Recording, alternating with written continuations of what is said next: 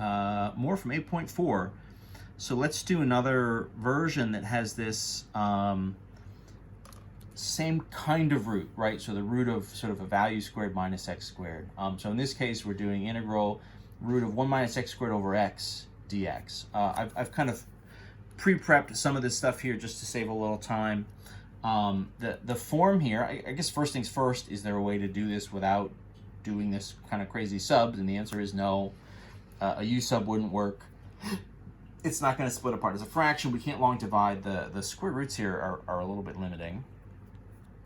So what are our options? So let's go let's go to the triangle. So the root here would be, right, 1 minus x squared. So my a value here is 1. So the triangle I'm going to draw, right, is angle is here, x is the opposite, 1 is the hypotenuse, and then that means my sort of third side, my adjacent side, would be 1 minus x squared. So then if I do my usual kind of subs, right, the sine of theta would be x divided by 1, so that x would be 1 times sine theta. This would just be sine theta. I'm going to leave the 1 off of most of the rest of these. The derivative of that, right, what happened in the last one is as we went through this, we kind of realized pretty quickly it's not just that I need x in the root, I'm also going to need a substitution for dx. So my derivative here, right, would be just cosine x. So then with this dx d theta sort of rearranged, we get dx would be cosine theta d theta. And then the root, right, the cosine value would be that root over 1. So then the root itself would be our cosine.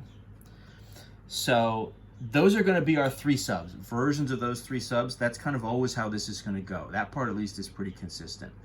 What's not as consistent is what we get once we actually place these things back into the original, right? Because depending on where, you know, the roots and the x's and who knows what else is in here is really going to affect what this turns into. So in this case, the root is a cosine, so cosine is here. The x itself is a sine, so the sine is here, and then the dx is another cosine d theta. So I get cosine over sine times cosine d theta. This is the point where it's you know, really anything goes. You could have a lot of different variations here. This doesn't really fit well with anything that we did in 8.3. You know, you could start, you know, if you start looking at the formulas that we did from that first video here, that sort of review stuff, you're saying, okay, well, cosine over sine is like cotangent.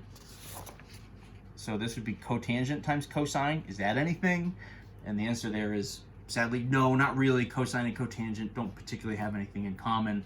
There's not any great formulas that link those two together. So you kind of just have to start trying stuff, honestly. You might hit a few dead ends before you get anything good. It's also going to be the case that sometimes there's more than one option for what you can do. What I would say here is if I do cosine and cosine together, that would be cosine squared. You know, one move is maybe just try to combine all your sines and cosines and just sort of see how many of each you get and where they end up.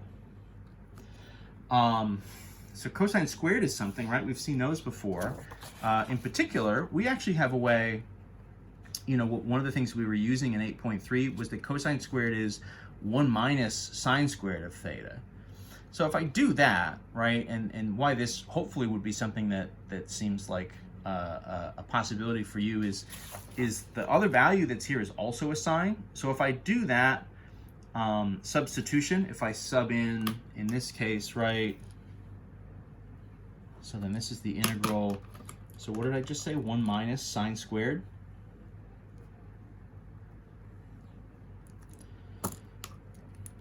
Over sine.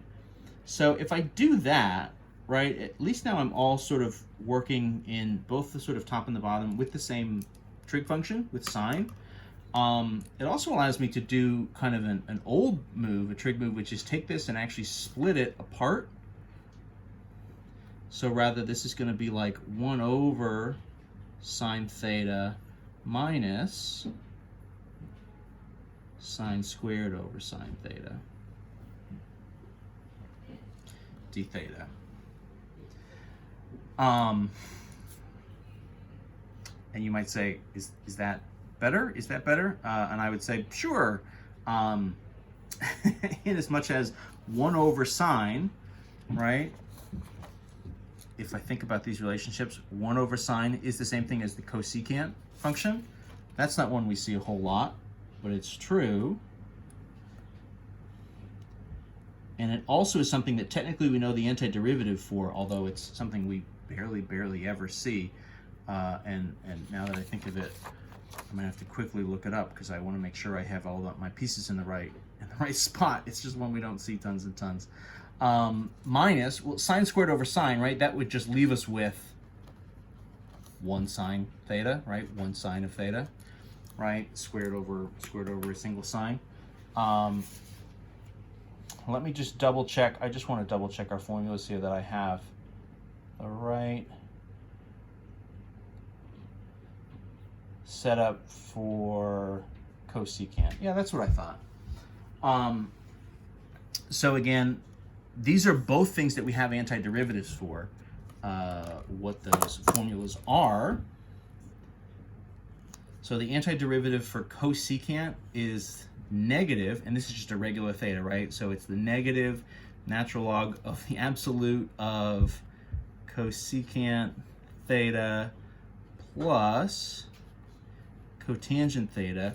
Now that probably seems like a giant disaster, but cosecant and cotangent, any kind of trig stuff that we get in our answer, we can use our original triangle, right? We can just go up here and use SOHCAHTOA style definitions to like find those back in terms of x.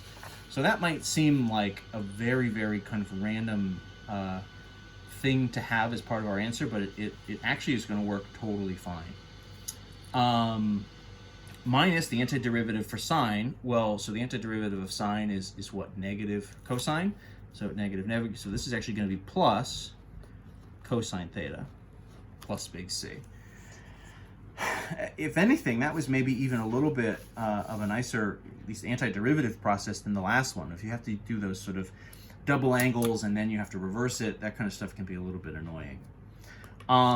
So what are the formulas here that I need? I'm just going to kind of quickly redraw my triangle under here just so I don't have to keep shifting our view up and down. Right? So that's theta. So I need, let's just do the nicest ones first. Cosine, right, should be adjacent over the hypotenuse. So that's just going to be like root of 1 minus x squared over 1 plus big C plus, I don't know, cotangent next. It doesn't particularly matter. Cotangent is the opposite, right, is the reciprocal of tangent. So tangent would be opposite over adjacent. So cotangent is going to be the adjacent over the opposite. So cotangent would be root 1 minus x squared over x, right? So just coming straight from the triangle, that's the adjacent over the opposite. And then cosecant, right, is the reciprocal of the sine function. So the sine function, right, was opposite over hypotenuse, x over 1. Cosecant, I guess, then would be the hypotenuse over the opposite, would be 1 over x. So in my stuff here, so that's 1 over x. Close my absolute values off again, and this was minus natural log in front. So my final version is that, you know, these are both over x. You could combine it if you want to, but I think leaving it like that is totally fine. I guess this is over 1. Whatever, I don't want to write another line. And that's the move. So, right, the process here, what's happening is you're using this triangles to sort of do these subs. This first part of it is always going to be pretty consistent. Picking your x, and then your dx comes from there, and then of course your sort of root is cosine kind of by definition. That stuff's going to be pretty consistent. You're going to need those three. Summing it all in, this is a total grab bag, what you're going to get out of it, and then you may need to do a couple different trig moves or other things to clean it up and get to something you can actually take an antiderivative of. But once you get through that process, you'll get some sort of answer in terms of the angle, probably in terms of trig functions of the angle, and then you can evaluate, right, all the different trig functions just using that triangle again as a reference. And that's the move. It's I don't know, I like to think of all math problems kind of like they're just little puzzles, These in particular, I think, are very much like that because there's so many different steps and there's so many different ways to approach it. I kind of enjoy having all these different options because it means you might see different versions and have them go a different way. You might even get slightly different answers. So, you know, enjoy the ride, enjoy the process. In any event, so we need to look at, where are my notes? So what's coming up next? So that was kind of 2 examples for this first form. So we need to look at examples that have the root with addition underneath, or examples that have the root with the x squared minus the values. So we need to do similar kind of things, but we're going to need different sort of triangles to do the setups for sort of, you know, root 2 and root 3. So that's what's coming up next.